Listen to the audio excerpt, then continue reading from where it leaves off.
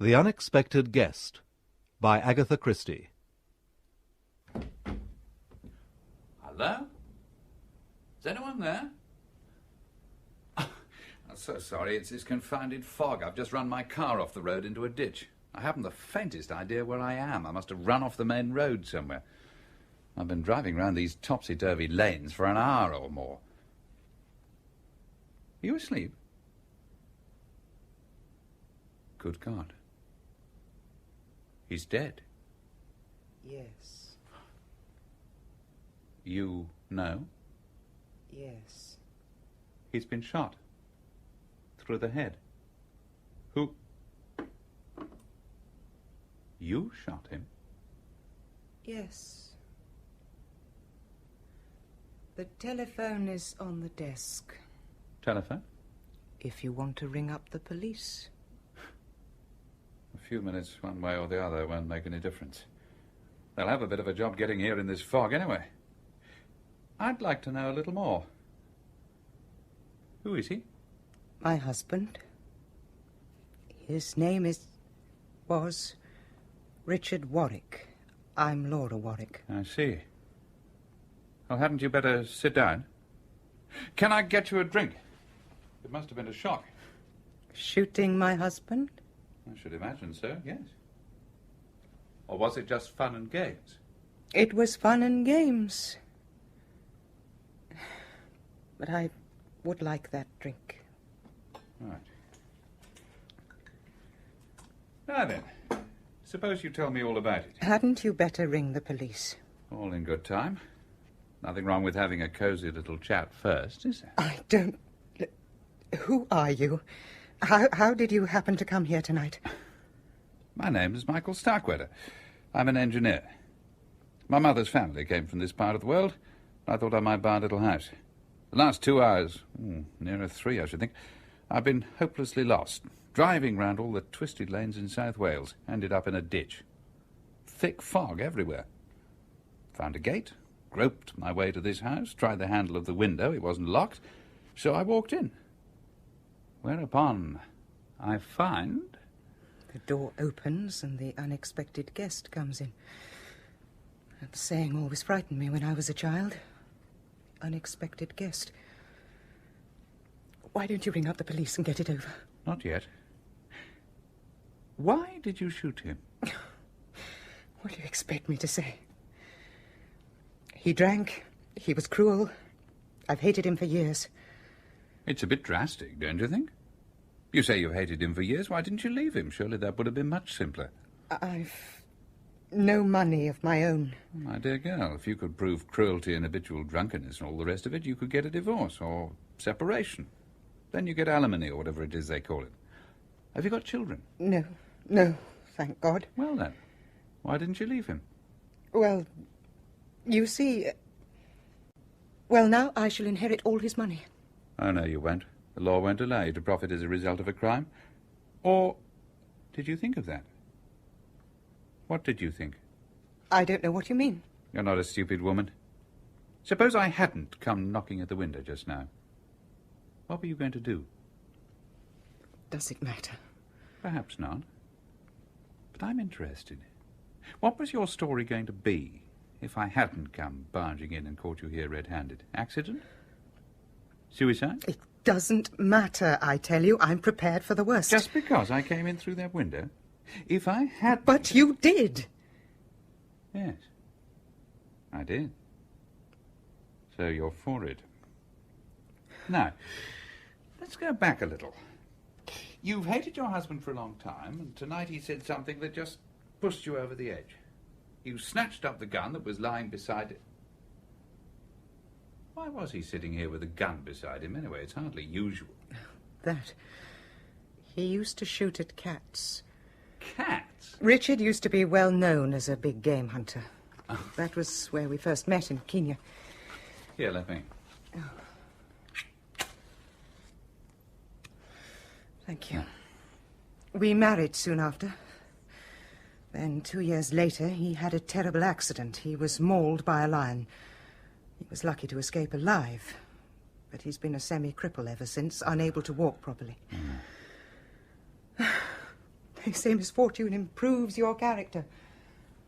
It didn't improve his. Instead, it developed all his bad points. Vindictiveness, a streak of sadism, drinking too much. He made life pretty impossible for everyone in this house, and we all put up with it because... well, you know what one says. So sad for poor Richard being an invalid. All his life, shooting had been the thing he liked doing best.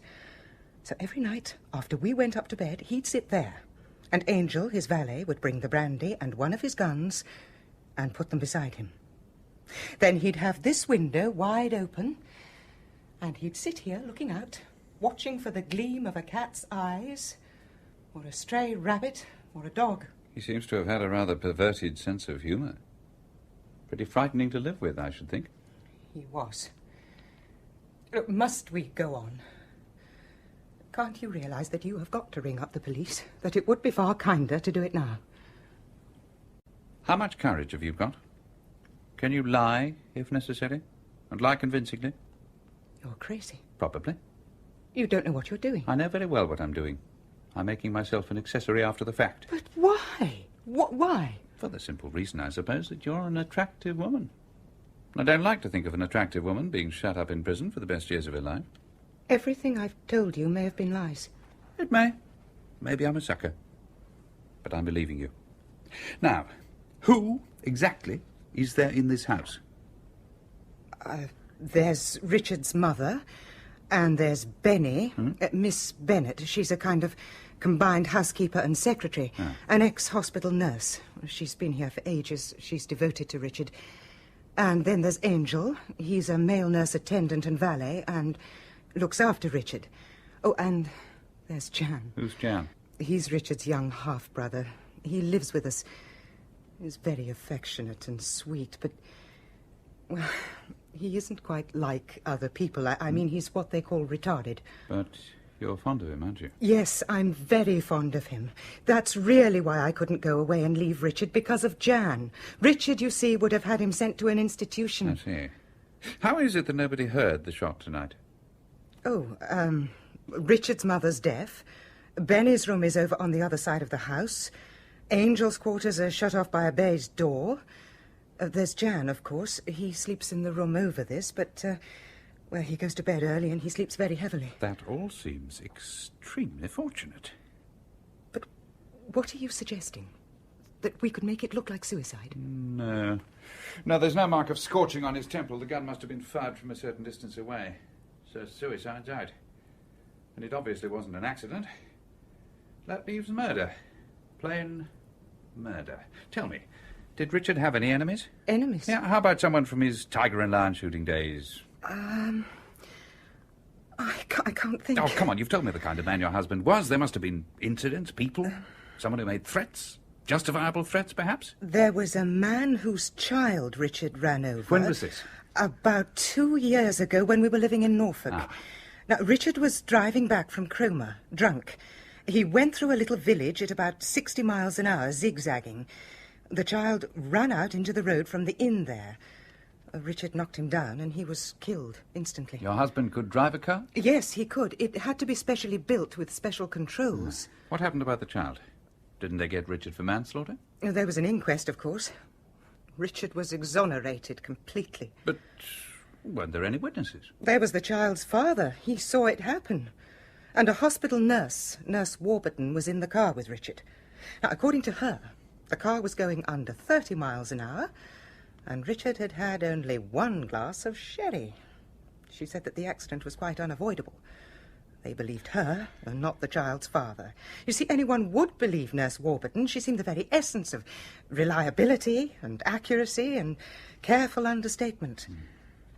You weren't in the car? No. Then how do you know she was lying? Oh, the whole thing was very freely discussed by Richard. After they came back from the inquest, he said, "Bravo, Warby, jolly good show. You've probably got me off quite a long jail sentence." And she said, "You don't deserve it, Mr. Warwick. You know you were driving much too fast. It's a shame about that poor child." And then Richard said, "Oh, forget it. What's one brat more or less in this overcrowded world?" The more I hear about your husband, the more I'm willing to believe that what happened tonight was justifiable homicide rather than murder. Now then, the child's father, is he still living in Norfolk? No, he was only over here for a visit. To his, wife's relations, I think. He came from Canada. Canada? Well, that's a nice long way away. It would take time to chase up. I think there are possibilities there.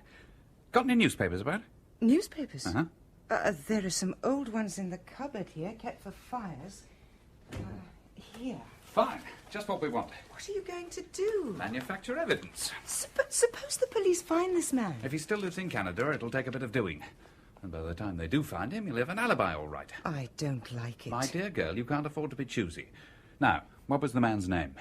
Mac something. MacLeod, McRae. I can't remember. Well, if you can't remember, you can't. We shall have to manage without. You don't remember the date or anything useful like that? Oh, I can tell you the date. It was May the 15th. How on earth can you remember that? Because it happened on my birthday. Ah, I see. Yes, well, that solves one little problem. At any rate, we've got one piece of luck. This paper is dated the 15th. Mm-hmm. November the 15th. Yes, but it's the numbers that are awkward. Capital M. Now an A and a Y. What are you doing? Have you got any paste? On the desk. How to be a criminal in one easy lesson. And here's a plain block of writing paper, the kind sold all over England. Now, watch this. May 15, paid, in full.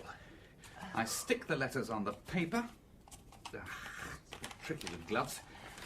And then tuck it neatly into the jacket pocket. So. Oh, give it to me. Give it to me, please. It's my lighter. All right, it's your lighter. There's nothing to get upset about. You're not losing your nerve, are you? No. I just can't think. You don't have to think. You've just got to obey orders. Now, have you got a furnace of any kind in the house? There's the hot water boiler. Good. Now, the first thing you do is to go into the kitchen and put the rest of this newspaper in the boiler. Then you go upstairs, get out of your clothes and into a dressing gown or negligee or what have you. Have you got any aspirin? Yes. Right. Well, empty the bottle down the loo, then go along to someone, your mother-in-law or Miss Bennett, and say you've got a headache and want some aspirin. Then, while you're with whoever it is, leave the door open, by the way. You'll hear the shot. The shot? Yes, I'll attend to that. Now, when you hear it, register alarm and bring Miss Bennett and anyone else you can collect down here. Your story is that you don't know anything. You went to bed, you woke up with a violent headache, you went along for aspirin, and that is all you know. Understand? Yes. Then go along and do your stuff. You oughtn't to do this. You shouldn't get involved. Now, don't let's have any of that. Everyone has their own form of, what do we call it just now? Fun and games. Can you do what I've told you? Yes. Right. Oh, good. You've got a watch. What time do you make it? Just after 10 to 12. Right. I'll allow you 4 minutes. 4 minutes to go along to the kitchen, pop that in the boiler, go upstairs, out of your things, and along to Miss Bennett. Do you think you can do that? Laura? Yes. Now then, at 5 minutes to midnight exactly, you'll hear the shot. Off you go. You're not going to let me down, are you? No. Good. Sergeant Cadwallader? Season of mists and mellow fruitfulness, close bosom friend of the maturing sun. What? Keats? Oh, really? Oh, you'd hardly credit the fine day it is when you think of the terrible time we had getting here last night. Worst fog I've known in years. No wonder the accidents piled up the way they did on the Cardiff road. Have the fingerprint boys finished their job yet? Oh, yes, sir. I've got them all ready here for you. No trouble from the household about taking their prints? No trouble whatever. Most obliging they were. Anxious to help, as you might say. Right, now let's see. Mr. Warwick, that's the deceased. Mrs. Laura Warwick, Mrs. Warwick Sr., young Jan Warwick, Miss Bennett, and, who's this, Angle? No, Angel, sir. Oh, Angel. Oh, yes. That's the male nurse attendant, isn't it? Yes, sir. And 2 other sets. Well, one will be Michael Starkweather's. He gave Mrs. Warwick brandy and he carried the gun in from the garden. Mr. Starkweather. Oh, You don't like him? Well, what's he doing here? That's what I'd like to know. Running his car in a ditch and coming up to a house where there's been a murder done. Oh, you nearly ran our car into the ditch last night coming up to a house where there'd been a murder done. Yes, well, that's different. And as to what he's doing, he's been here for the last week looking round for a small house or cottage. Seems he had a Welsh grandmother. Used to come up here for holidays when he was a boy. Oh, well, now, if he had a Welsh grandmother, that's a different matter, isn't it? Ah. Yes, we ought to get the report on him from Abadan any moment. Now, about this second set of unidentified prints. The print of a man's hand flat on the table by the body, and blurred impressions on the outside and inside of the French windows. Well, McGregor? Yeah, could be. But they weren't on the revolver.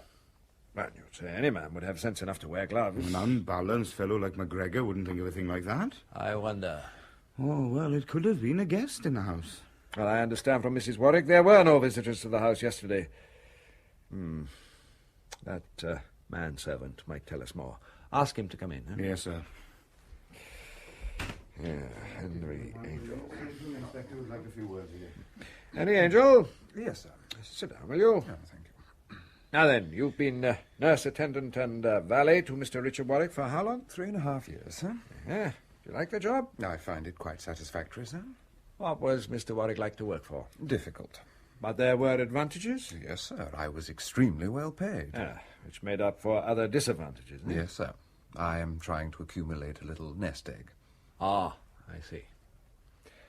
Now, what's all this about guns and revolvers and shooting at animals? It was Mr. Warwick's hobby, sir. What we call in the profession a compensation. Huh? He'd been what they term a big game hunter, I understand. What was the good of his having a gun last night with that fog? It was just a habit, sir. He was used to it, as you might say.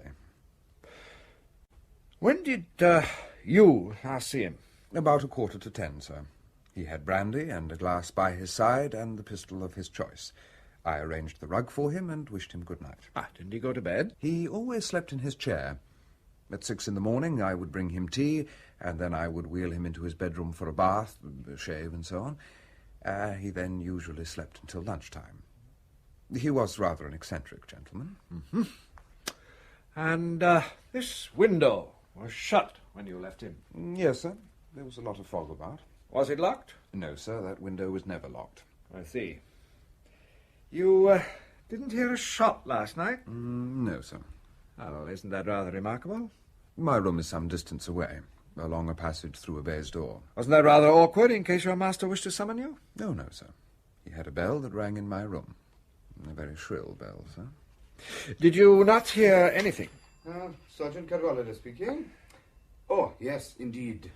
It's Norwich, sir. Oh, thank you, Sergeant. Excuse me a moment, Mr. Angel. By all means. That you, Emerson? Will that be Thomas all? here. Oh, no, if you wouldn't mind hanging on, I'm sure the inspector... Got has a it few more right. questions for you. Very well. Yes? Calgary? Yes? The aunt? When did she die? Oh, 2 months ago. Yes, I see. Sergeant. 1834th Street, Calgary. Thank you. 1830... Violent sort of fellow? Yes, you're sending it along. Yes, well, thank you, Edmondson. All right, thanks. Well, we've got some of the dope on McGregor. It seems that when his wife died, he travelled back from Canada to leave the child with an aunt of his wife's who lived in North Warsham, because he got a job in Alaska and couldn't take the boy. Apparently he was terribly cut up at the boy's death and went about swearing revenge on Warwick. Well, that's not uncommon after one of these accidents. Anyway, he went off back to Canada. They've got his address, and they'll send off a cable to Calgary. The aunt he was going to leave the child with died about 2 months ago. You were there at the time, I suppose, Angel. Motor accident in North Warsham, running over a boy. Oh, yes, I remember it quite well. Had Mr. Warwick been drinking? I believe he had had a glass of sherry, sir. Well, I think that'll do for now. Thank you, sir. Oh, by the way, were there any visitors to the house yesterday? Yesterday evening in particular? Not that I can recall at the moment. Well, thank you for your help, Mr. Angel. If you ask me, that fellow's a nasty bit of goods. Nothing you can put your finger on, mind. I don't like him. I quite agree. I wonder if he knows something he hasn't told us about last night. What's this? 'Tis misty in November, but seldom in December. Keats? No, Cadwallader. I might have guessed. Inspector, Mrs. Warwick is very anxious to see you. She's fussing a little. I mean Mrs. Warwick Senior, Richard's mother. Oh, certainly. Ask her to come in, Miss Bennet. It's all right, Mrs. Warwick. You can go in now. Thank you, Benny. Good morning, madam. Tell me, Inspector, what progress are you making? Oh, it's rather early to say that, but you can rest assured we're doing everything we can. This man McGregor, has he been seen locally, noticed? Inquiries have gone out about that. So far, there's been no record of a stranger. That poor little boy. The one Richard ran over, I mean. I suppose it unhinged the man's brain, but after 2 years, it seems incredible. Yes, it does seem a long time to wait. But he was a Scot, of course, a McGregor, a patient, dogged people, the Scots. Oh, that's quite true. Your son had no preliminary warning, no threatening letter, anything of that kind? No, I'm sure he hadn't. Richard would have said so. He would have laughed about it. And after the accident, did your son offer any compensation to the father? Naturally. Richard was not a mean man, but it was refused, indignantly refused, I may say. Quite so. I understand McGregor's wife was dead. The boy was all he had in the world. It's a tragedy. But not your son's fault. I said not your son's fault. I heard you. Perhaps you don't agree. Richard drank too much. And, of course, he'd been drinking that day. A glass of sherry? A glass of sherry. He'd been drinking pretty heavily. He did drink very heavily. So you think that your son was to blame for the accident? Well, of course he was. I've never had the least doubt of it. But he was exonerated. The Warburton woman. Oh, she was a fool and devoted to Richard. I expect he paid her pretty handsomely, too. Do you know that? I don't know anything. I arrive at my own conclusions. Now, I'm telling you all this now, Inspector, because what you want is the truth, isn't it? You want to be sure there's a sufficient incentive for murder. Well, in my opinion, there was. Only I didn't think that after all this time... You didn't hear anything last night? I'm a little deaf, you know. I didn't know anything until I heard people talking and passing my door. I came down and Jan said, "Richard's been shot. Richard's been shot." Jan is your younger son? Not my son. Oh? No, I divorced my husband many years ago. He remarried. Jan is the son of the second marriage. My husband died, the boy came here. Laura has always been very kind to him. Yes. Now, about your son, Richard... I loved my son, Inspector, but I was not blind to his faults, and was very largely due to the accident which crippled him. Quite. Was his married life happy? I haven't the least idea. Oh. Is there anything else you wish to know, Inspector? No, thank you, Mrs. Warwick. I should like to talk to Miss Bennet now, if I may. Yes, she's the person who can help you most. She's so practical and efficient. Has she been with you a long time? Oh, yes, for years. She looked after Jan when he was little. She helped with Richard, too. She looked after all of us. A very faithful person, Benny. Ah, good. Well, thank you, Mrs. Warwick. Would you mind showing in Miss Bennet now? Oh, yes, very well, Inspector. Drinking, man, huh? Well, I've heard that said of him. And all those pistols and air guns and rifles, oh, little queer in the head, if you ask me. Could be. Yes? You want to ask me some questions? I've got a good deal to do this morning. Oh, yes, Miss Bennet. I just wanted to hear your account of the car accident with the child in Norfolk. Well? Did it happen because Mr. Warwick had been drinking? Oh, I suppose his mother told you that. Well, you mustn't go by all she says. She's got a prejudice against drink. Richard's father drank. You think, then, that Richard Warwick's account was true? I don't see why it shouldn't have been the truth. Nurse Warburton corroborated him. And her word was to be relied upon? I should hope so. People don't go around telling lies about that sort of thing, do they? Oh, don't they indeed? The way they talk sometimes, you'd think that not only were they within the speed limit, but that they'd got into reverse at the time. Thank you, Sergeant. What I am getting at is this, Miss Bennet. In the grief and stress of the moment, a man might easily threaten revenge for an accident that had killed his child. But on reflection, if things were as stated, he would surely have realized that the accident was not Richard Warwick's fault. Oh, yes, I see what you mean. But if, on the other hand, there had been furious driving, if the car had been out of control... Did Laura tell you that? What makes you think she told me? I don't know, I just wondered. Is that all? I'm very busy this morning. Oh, yes, I'm sure. I'd like to have a word with Jan next, if I may. Why can't you find this man McGregor and question him? He can't have got far. Oh, we'll find him, don't you worry. I hope you will. Revenge. It's not Christian. Oh, especially when the accident was not Mr. Warwick's fault and could not have been avoided. Exactly. I'd like to speak to Jan, please. Sergeant? Oh, at once, sir. You're not to worry him. He's very easily unsettled. He gets excited, temperamental. Oh, you needn't worry, Miss Bennet, I assure you. We quite understand the position. Do you want me? Have you caught him yet? Will there be blood on his clothes? Jan, you must behave yourself. Just answer what you're asked. Oh, yes, I will. But can't I ask any questions? Of course you can ask questions. Thank you, Miss Bennet. Oh, all right. All right, I'm going. How then, Jan Bach? I don't suppose you've ever been in close contact with a murder before? No, I haven't. It's very exciting, isn't it? Have you got any clues? Fingerprints or bloodstains? Oh, you seem very interested in blood. Oh, I am. I like blood. Oh. Richard shot things, you know, and then they used to bleed. It's really very funny, isn't it? I mean, it's funny that Richard, who was always shooting things, should have been shot himself. Don't you think that's funny? Yes, I suppose it does have its humorous side. You very upset that your brother's dead? Upset? That Richard is dead? No. Why should I be? I thought perhaps you were very fond of him. Fond of him? Fond of Richard? Oh, no. Nobody could be fond of Richard. I suppose his wife was fond of him. Laura? No, I don't think so. She was always on my side. On your side? Yes. Yes.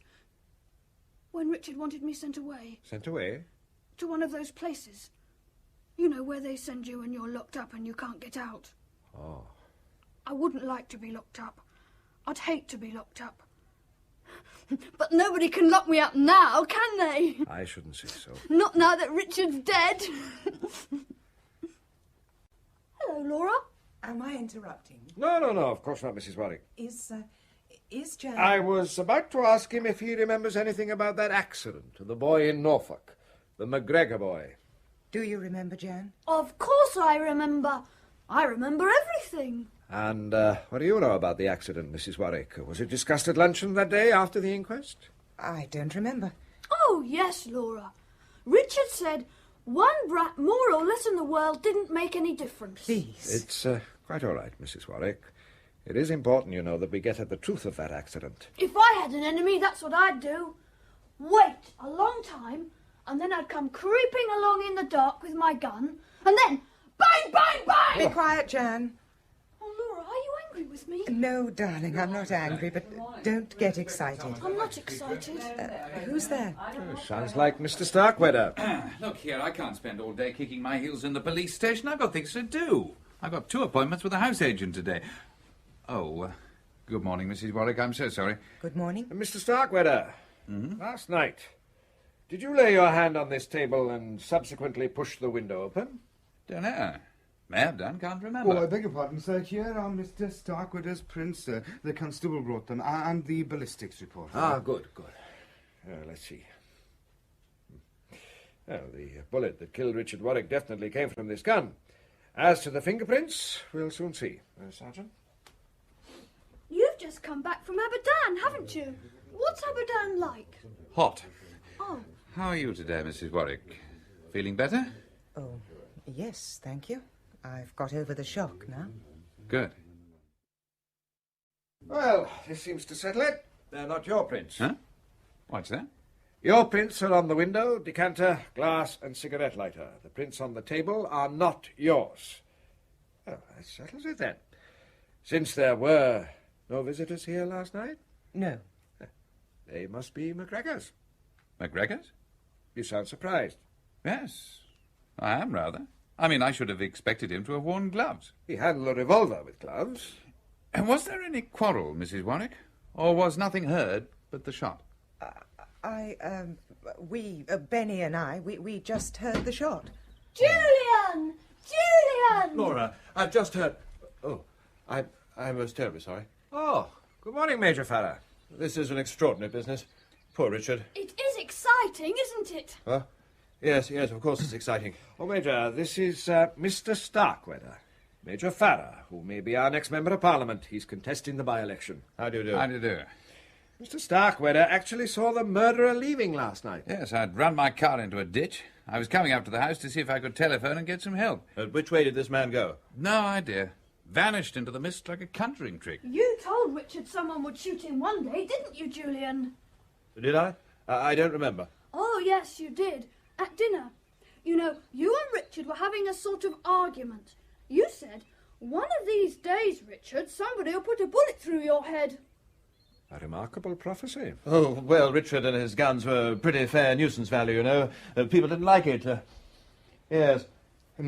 Well, I wish I'd come over here last night. I meant to. But that awful fog, you couldn't come out in that. No, I had my committee members over to dine with me. Has anyone got a match? I seem to have mislaid my lighter. Ah, here we are. Oh, there it is. Couldn't imagine where I'd left it. Julian. Yes, I'm most awfully sorry about all this, Laura. If there's anything I can do... Yes, I know. Do you mind if I smoke too? Of course not. Mind if I borrow your lighter, Major Farrer? Of course not. Here it is. Ah. Nice lighter, this. Yes, it works better than most. Rather distinctive. Thank you. Richard has lots of guns and air guns. Would you like to see them, Inspector? They're in Richard's bedroom through there. Oh, all right, you show them to us. You know you're helping us a lot. Yeah, we ought to take you in the force. Yes, indeed. Oh, we don't need to keep you, Mr. Starkweather. You can get about your business now. Keep in touch with us, that's all. All right. Well, I must go and see whether they've got my car out of the ditch yet. We didn't seem to pass it on the way here. No, the drive comes up from the other road. How different things look in daylight.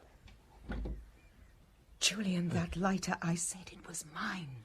To the inspector? No, to him. To this fella? Oh, Laura. Be careful, he may be listening to us. Who is he? You know him? No, I don't know him. He had an accident with his car and he came here last night. Just after... It's all right, Laura. You know that I'll do everything I can. Julian, fingerprints. What fingerprints? On that table there, and on the pane of glass. Are they yours? Think. On the table? Yes, they might have been. Oh, God, what shall we do? The police think it's this man, McGregor. Oh, well, that's all right then. They'll probably go on thinking so. But suppose... I must go. I've got an appointment. But It's just all right, Laura. Don't worry. I'll see you're all right. Oh. You off now? Yes. Things are rather busy these days. Election coming on, you know, in a week's time. Oh, I see. Excuse my ignorance, but what are you? Tory? I'm a Liberal. Oh, are they still at it? They are indeed at it. Goodbye, Laura. I see. I'm beginning to see. What do you mean? That's the boyfriend, is it? Come on now, is it? Since you ask, yes. There are quite a few things you didn't tell me last night, aren't there? That's why you snatched up his lighter in such a hurry and said it was yours. And how long has it been going on between you and him? Some time now. But you didn't go away together? No. There's his career, for one thing. It might ruin him politically. Oh, surely not these days. Don't they all take adultery in their stride? These would have been special circumstances. He was a friend of Richard's, and with Richard being a cripple... Oh, I see. Not good publicity. Do you want to try a little experiment? Where were you standing when you shot Richard? Oh, by the window. Go and stand where you were standing. I can't remember. I was upset. Your husband said something to you. You snatched up the gun. Come on, pick it up. Pick it up. That's right. Now, you snatched it up and you shot him. Show me how you did it. Go on, shoot. It isn't loaded. I thought so. You've never fired a revolver in your life. Look, you don't even know enough to release a safety catch. You didn't shoot your husband. I did. No, you didn't. Well, then why should I say I did? Because it was Julian Farrow who shot him. No. Yes. If it was Julian, why on earth should I say I did it? Because you thought, Anne thought quite rightly, that I'd cover up for you. But I'm damned if I'm going to tell a pack of lies to save Major Julian Farrow's skin. Oh, yes, you are. You'll have to.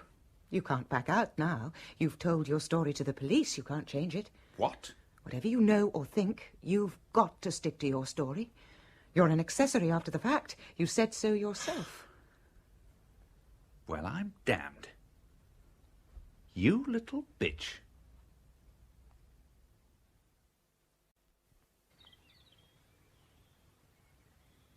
Oh, I'm sorry I've kept you waiting, Julian. Why do you send for me, Laura?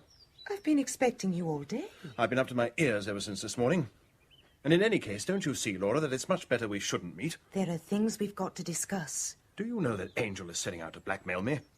Angel is? Yes. He obviously knows about us, and he knows, or pretends to know, that I was here last night. Oh, God, how awful. What are we going to do? I'll have to think carefully. Either bluff it out, say he's lying, that I never left home yesterday evening, and then... But there are the fingerprints. What fingerprints? You've forgotten the fingerprints on the table. The police have been thinking that they're McGregor's, but if Angel goes to them with his story, they'll ask to take your fingerprints, and then... Yes, I see. All right, then. I'll have to admit that I came over here and tell some story. Yes, I came over to see Richard about something, and we talked... You can say he was perfectly all right when you left him. Oh, how easy you make it sound. One has to say something. What on earth made you think of cooking up that paper and putting it on Richard's body? Weren't you taking a terrific chance? Yes. No, I don't know. So damn cold-blooded. He had to think of something. I couldn't think. It was really Michael's idea. Michael? Michael Starkweather. You mean he helped you? Yes. That's why I wanted to see you, to explain to you. What's Michael Starkweather doing in all this? He came in and found me in the study. I'd got the gun in my hand and... God. And somehow you persuaded him to... I think he persuaded me. Oh, Julian. Look, I've told you. I'll do anything I can. Don't think I won't, but... You've changed. I can't feel the same. After what's happened, I can't feel the same. I can. At least I think I can. No matter what you'd done, I'd always feel the same. All the same, Laura. Murder is... I shall try never to think of it. And it wasn't premeditated, Julian. It was just an impulse. No need to go back over it all. We've got to think now what we've got to do. I know. If it comes to it, Laura, I'll take the blame. I don't want you to. I don't want you to. You mustn't think that I don't understand how it happened. You picked up the gun, shot him without really knowing what you were doing, and then... Are you trying to make me say I killed him? Not at all. I've told you. I'm prepared to take the blame if it comes to it.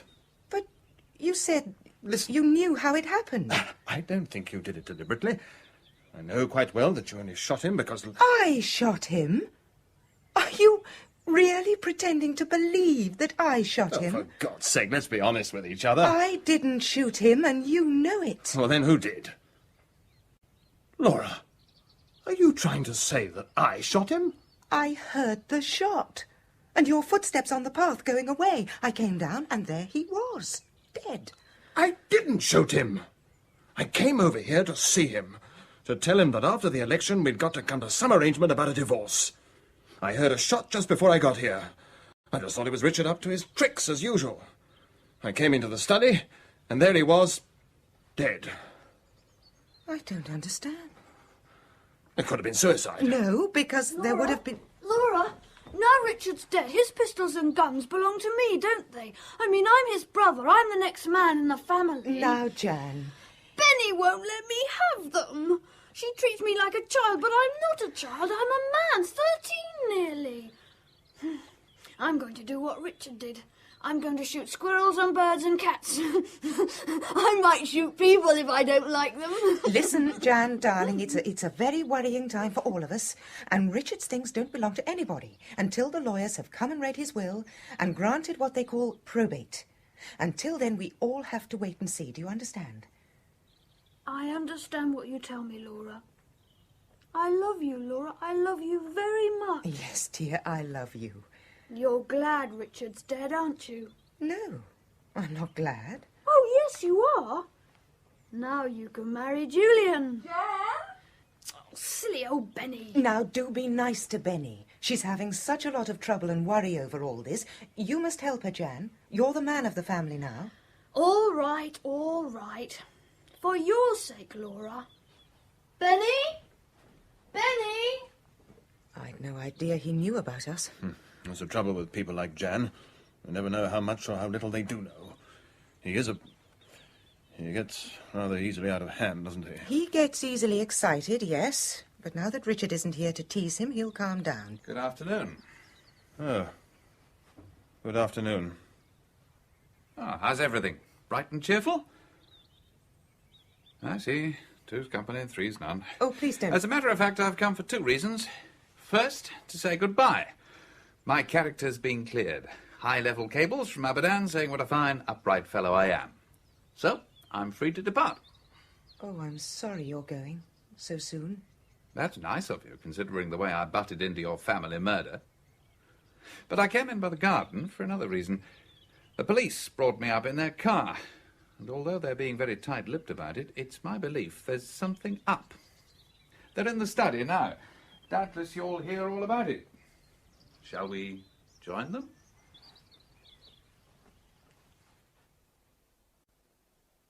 Do I understand that you have further questions to ask us, Inspector Thomas? Yes, Mrs. Warwick.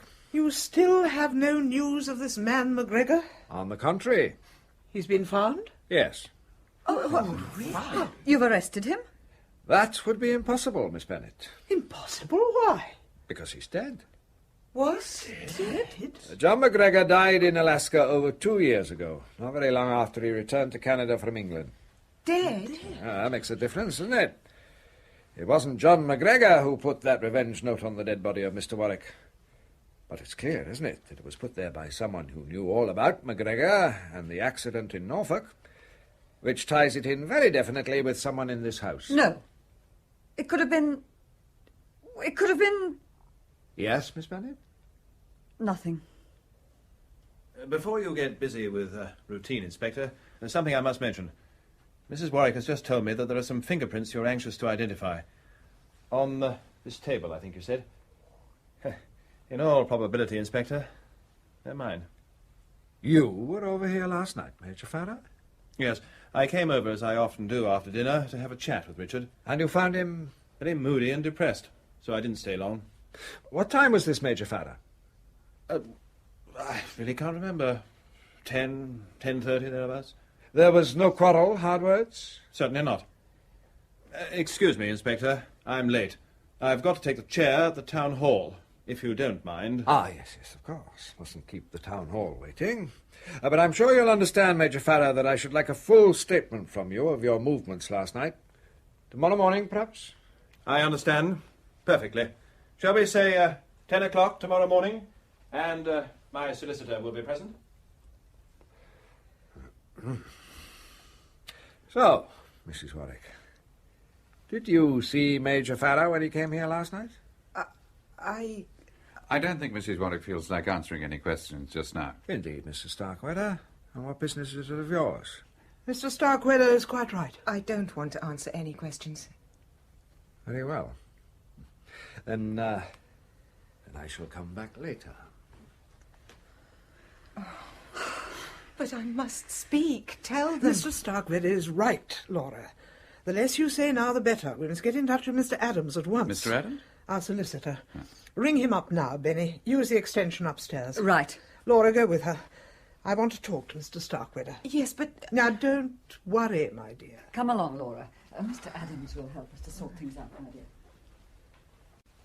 I don't know how much time we have. I want you to help me, Mr. Starkweather. Now, there are two people who definitely could not have shot my son. His wife and Miss Bennet. They were actually together when the shot was fired. Right.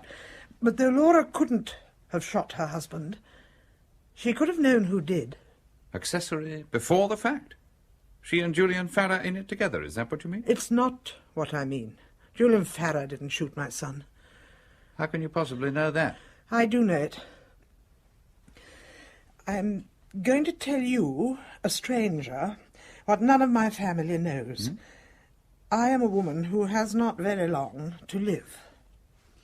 I'm sorry. I loved my son very dearly, Mr. Starkweather. He had many fine qualities. But because he'd been hurt himself, he had an enormous desire to hurt others. So others began to suffer because of him. Do you understand me? I think so, yes. No, I'm very fond of my daughter-in-law. I don't know whether she was ever really in love with Richard, but I tell you this. She did everything a wife could do to make his illness and inaction bearable. But he would have none of her help. He rejected it. I think at times he hated her. So when I tell you that the inevitable happened, I think you will understand what I mean. Laura fell in love with another man, and he with her. So? So there came a time when it seemed that only one thing would solve all the difficulties. Richard's death. And so, conveniently, Richard died? Yes. Excuse me putting this bluntly, Mrs. Warwick, but are you confessing to murder? I'm not confessing to anything. I'm merely putting before you a certain point of view. An emergency might arise when I was no longer here to deal with it. And in the event of such a thing happening, I want you to take this. You see to whom it is addressed? The Chief Constable, yes, but I'm not at all clear what's really in your mind. Either you committed this murder yourself, or you know who did commit it. That's right, isn't it? I don't propose to discuss the matter. Thank you for listening, Mr. Starkweather. You've been very kind. Well, I'm damned. What a woman. Where's the inspector? Michael, you must listen to me. Julian didn't kill Richard. Indeed.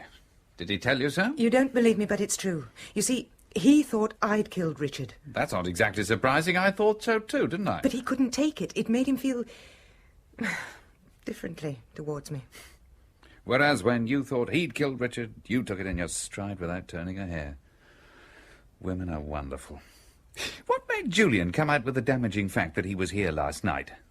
Don't tell me it was simple love of truth. It was Angel. He saw, or says he saw, Julian here. Ah, I thought I got a whiff of blackmail. Not a nice fellow, Angel. He says he saw Julian just after the shot was fired. Oh, I'm frightened. It's all closing in. I'm frightened. Mr. Starkweather, Laura, go next door with the inspector. Yes, if you Very will. well. Quickly. Now come in, Jan. Don't tease me any more. Come in. Come in. Benny? How did you get hold of that? Thought you were so clever, didn't you, Benny, looking up all Richard's guns in the cupboard. But I found a key. I've got a gun now, just like Richard. I'm going to shoot things. Jan, please. Be careful, Benny. I might shoot you. Oh, you wouldn't do a thing like that, Jan. I know you wouldn't.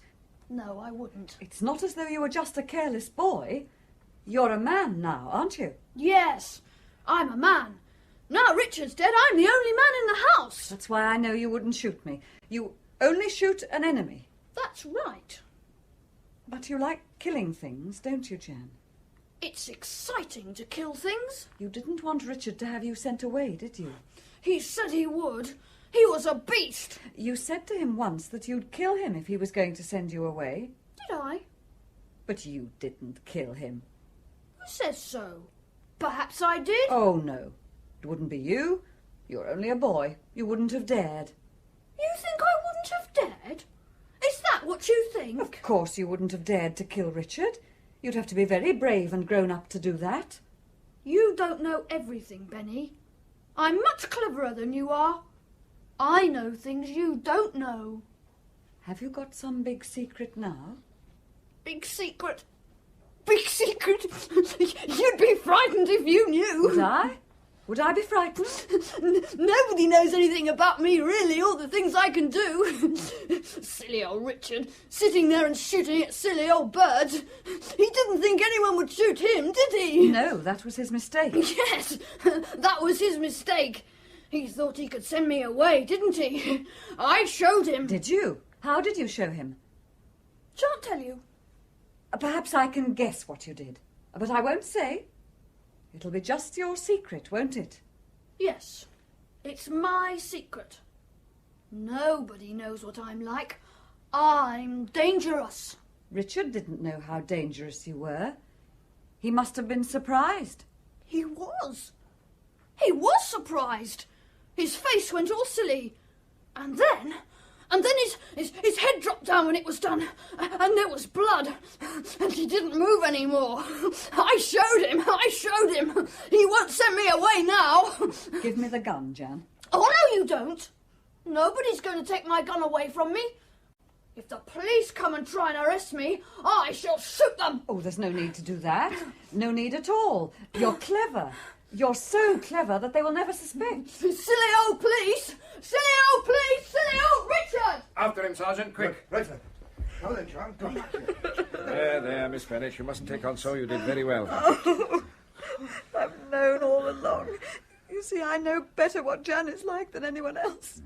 And I knew Richard was driving him too far, and I've known for some time that Jan was getting dangerous. Jan. Oh, no, not Jan. I can't believe it. How could you, Benny? How could you?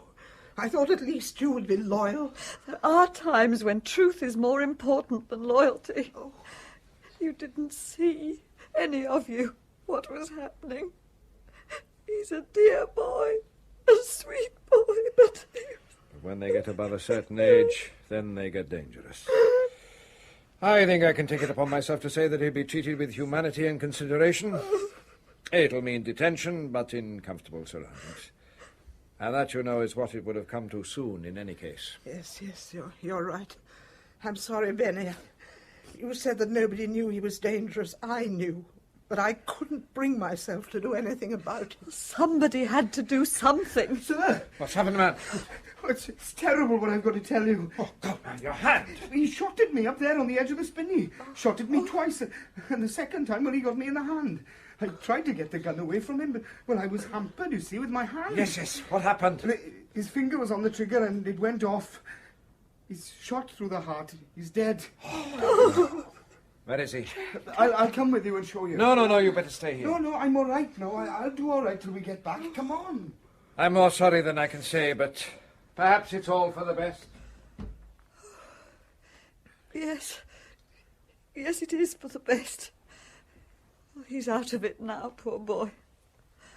Oh, come, my dear, come. This has been too much for you. Oh, dear. I think I'll go and lie down. I think you'd better have this envelope back, Mrs. Warwick. Oh, yes. There's no need for that now. Come May I say how sorry I am, madam? If there is anything I We can shall do, need no more help from you, Angel. You shall have a cheque for your wages, and I should like you out of the house today. Very well, madam. Thank you, madam. No prosecution for blackmail? No. Pity. Well, I suppose I'd better be going. I'll say goodbye. Don't be too upset. I am upset. Because you love the boy? Yes. And because it's my fault. You see, Richard was right. He should have been sent away somewhere, shut up where he couldn't do any harm. It was I who wouldn't have that. So really it was my fault that Richard was killed. Come on, Laura, don't let's sentimentalise. Richard was killed because he asked for it. What you've got to do now is to be happy ever after, as the stories say. With Julian? I wonder. You see, it isn't the same now. Between Farrer and you? Yes. Ever since... you know. Men are rarely the sensitive sex. Women are tough. If a man's committed a murder for a woman, it probably enhances his value in her eyes. A man feels differently. You didn't feel that way. Hmm? When you thought I'd shot Richard, you helped me. Oh, that was different. I had to help you. Why did you have to help me? I still want to help you. Don't you see we're back where we started? In a way, it was I who killed Richard because of being so obstinate about Jan. That's what's eating you, really, isn't it? Finding out that it was Jan who shot Richard. But it needn't be true, you know. You needn't think it unless you like. How can you say such a thing? I heard. We all heard. He admitted it. He boasted Oh, of it. yes, I know all about that. But how much do you know about the power of suggestion? Your Benny played him up very carefully, got him worked up, and the boy was suggestible. Benny dangled the bait in front of him, and he took it. He'd shot Richard, and he was a hero. But you don't know, none of us really know, whether what he said was true. But he shot at the sergeant. Oh, yes, he's a potential killer, all right. It's quite likely he shot Richard. But you can't say for sure he did. It might have been Benny, or Mrs. Warwick, or even your boyfriend Julian, afterwards pretending that he thought you'd done it, a clever move which took you in completely. You don't believe what you're saying. You're only trying to console me. My dear girl, anyone might have shot Richard. Even MacGregor. MacGregor? But MacGregor's dead. Of course he's dead. He'd have to be. Look here. I can put up a very pretty case for MacGregor having been the killer. Say he decided to kill Richard as revenge. What does he do? Well, first thing is he has to get rid of his own personality.